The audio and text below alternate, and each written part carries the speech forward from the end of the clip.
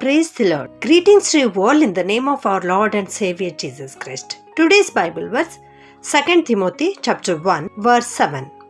For the Spirit that God has given us does not make us timid. Instead, His Spirit fills us with power, love and self-control. 2 ತಿಮೋಥೆಯನಿಗೆ ಬರೆದ ಪತ್ರಿಕೆ 1ನೇ ಅಧ್ಯಾಯ 7ನೇ ವಚನ.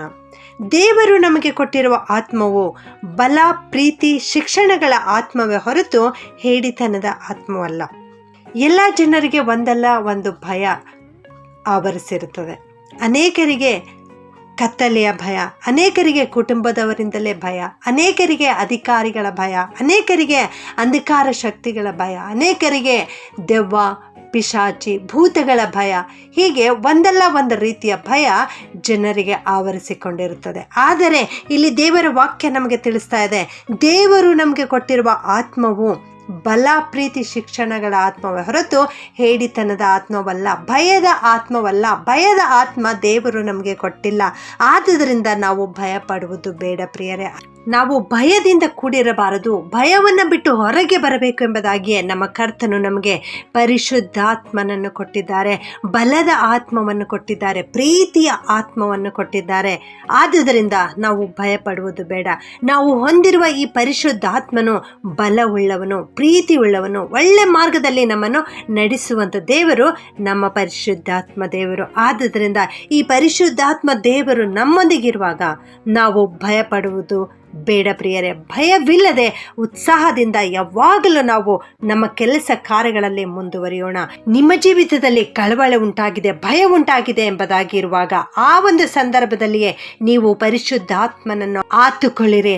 ಆಗ ನಿಮ್ಮ ಬಾಳಿನಲ್ಲಿ ಎದ್ದಿರ್ತಕ್ಕಂಥ ಆ ಬಿರುಗಾಳಿ ಸಂಪೂರ್ಣವಾಗಿ ದೇವರು ಶಾಂತ ಮಾಡುತ್ತಾರೆ. ನಿಮ್ಮ ಜೀವಿತದಲ್ಲಿ ಆ ಬಿರುಗಾಳಿ ಏಳುವಾಗ ತಾಳ್ಮೆಯಿಂದ ದೇವರ ಸಮ್ಮುಖದಲ್ಲಿ ಮೌನವಾಗಿ ಆತನೊಂದಿಗೆ ಹೋರಾಡುತ್ತಾ ಪ್ರಾರ್ಥನೆ ಮಾಡಿರಿ. ಖಂಡಿತವಾಗಿಯೂ ದೇವರು ಅವೆಲ್ಲದರಿಂದ ನಿಮಗೆ ಬಿಡುಗಡೆ ಕೊಡುತ್ತಾರೆ. ನೀವು ಪ್ರಾರ್ಥನೆ ಮಾಡುವಾಗ ದೇವ ಶಾಂತಿ ನಿಮ್ಮ ಹೃದಯದಲ್ಲಿ ಇಳಿದು ಬರುತ್ತದೆ. ದೇವರು ನಿಮ್ಮೊಟ್ಟಿಗೆ ಮಾತನಾಡುತ್ತಾರೆ.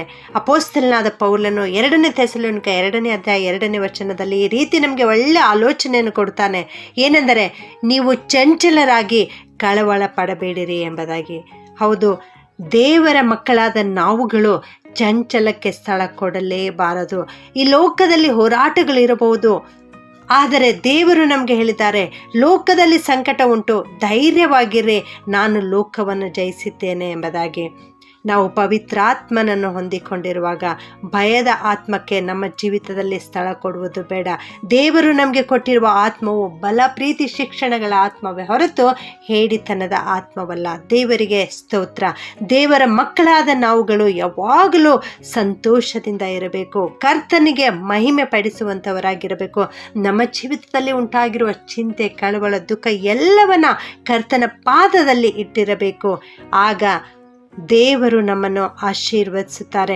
ಕೀರ್ತನೆ 91:1 ಪ್ರಕಾರ ನಾವು ಕರ್ತನ ಮೊರೆ ಹೋಗುವಾಗ ಸರ್ವಶಕ್ತನ ಆಶ್ರಯದಲ್ಲಿ ನಾವು ಸುರಕ್ಷಿತವಾಗಿರುತ್ತೇವೆ. 1 ಪೇತ್ರ 5:7 ಪ್ರಕಾರ ನಮ್ಮ ಚಿಂತಾಭಾರವನ್ನೆಲ್ಲ ಆತನ ಮೇಲೆ ಹಾಕುವಾಗ ಆತನೇ ನಮಗಾಗಿ ಚಿಂತಿಸುತ್ತಾನೆ. ನಾವು ಹೊಸ ಸೃಷ್ಟಿಯಾಗಿ ಆತನೊಂದಿಗೆ ಜೀವಿಸುತ್ತೇವೆ, ಆತನೊಂದಿಗೆ ಸಂತೋಷ ಪಡುತ್ತೇವೆ.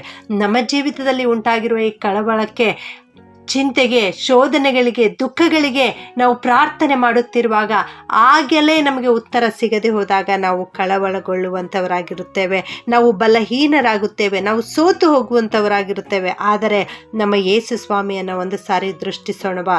ನಮ್ಮ ಯೇಸು ಸ್ವಾಮಿ ನಮಗಾಗಿ ಎಷ್ಟು ಅವಮಾನವನ್ನು ಅನುಭವಿಸಿದ್ದಾರೆ, ಹಿಂಸೆಯನ್ನು ಅನುಭವಿಸಿದ್ದಾರೆ, ಬಾಧೆಯನ್ನು ಅನುಭವಿಸಿದ್ದಾರೆ.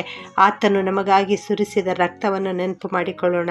ಆತನ ರಕ್ತ ನಮಗೆ ಜಯ ಕೊಡುವ ರಕ್ತ. ಆದುದರಿಂದ ನನ್ನ ಪ್ರಿಯ ದೇವಜನರೇ, ಇಂದಿನಿಂದ ಭಯ ನಿಮ್ಮನ್ನು ಆವರಿಸಿರುವಾಗ ಕರ್ತನನ್ನೇ ಆಶ್ರಯಿಸಿಕೊಳ್ಳಿರಿ, ಕರ್ತನ ಪಾದದಲ್ಲಿ ಕುಳಿತು ಪ್ರಾರ್ಥನೆ ಮಾಡಿರಿ, ನಿಮ್ಮ ಚಿಂತಾಭಾರವನ್ನೆಲ್ಲ ಆತನ ಮೇಲೆ ಹಾಕಿರಿ. ಖಂಡಿತವಾಗಿಯೂ ದೇವರು ತನ್ನ ಆತ್ಮನಿಂದ ನಿಮ್ಮನ್ನು ತುಂಬಿಸಿ ಕಾಪಾಡುತ್ತಾರೆ. ಪ್ರಾರ್ಥನೆ ಮಾಡಿಕೊಳ್ಳೋಣ. ಪ್ರೀತಿಯ ಪರಲೋಕದ ತಂದೆಯಾದ ದೇವರೇ, ನಿಮಗೆ ಸ್ತೋತ್ರ ಉಂಟಾಗಲಿ.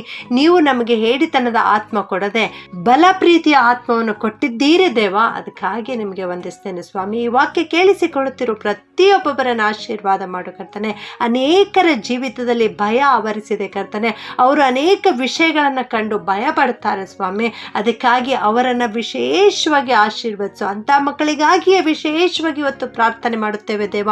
ಆಶೀರ್ವಾದ ಮಾಡು. ನೀನು ಅವರನ್ನು ಮುಟ್ಟು, ನಿನ್ನ ಪರಿಶುದ್ಧಾತ್ಮನಿಂದ ಅವರನ್ನು ತುಂಬಿಸು. ಅವರು ಇನ್ನು ಮುಂದೆ ಯಾವ ಕತ್ತಲಿಗೂ ಭಯ ಪಡದಂತೆ ದೇವ, ಬೆಳಕಿನ ದೇವರು ನಮ್ಮ ಮಧ್ಯದಲ್ಲಿದ್ದಾರೆ, ಜಯ ಕೊಡುವ ದೇವರು ನಮ್ಮ ಮಧ್ಯದಲ್ಲಿದ್ದಾರೆ ಎಂಬುದಾಗಿ ಯಾವ ವಿಷಯಕ್ಕೂ ಹೆದರದೆ, ಕಳವಳ ಪಡದೆ, ಚಿಂತೆ ಮಾಡದೆ ನಿನ್ನ ಪಾದದಲ್ಲಿ ಕುಳಿತು ಪ್ರಾರ್ಥನೆ ಮಾಡುವಂಥವರಾಗಿ ಅವರನ್ನು ಮಾರ್ಪಡಿಸಬೇಕಾಗಿ ಈ ಪ್ರಾರ್ಥನೆಯನ್ನು ಯೇಸುವಿನ ನಾಮದಲ್ಲಿ ಬೇಡುತ್ತೇನೆ ತಂದೆಯೇ. ಆಮೆನ್.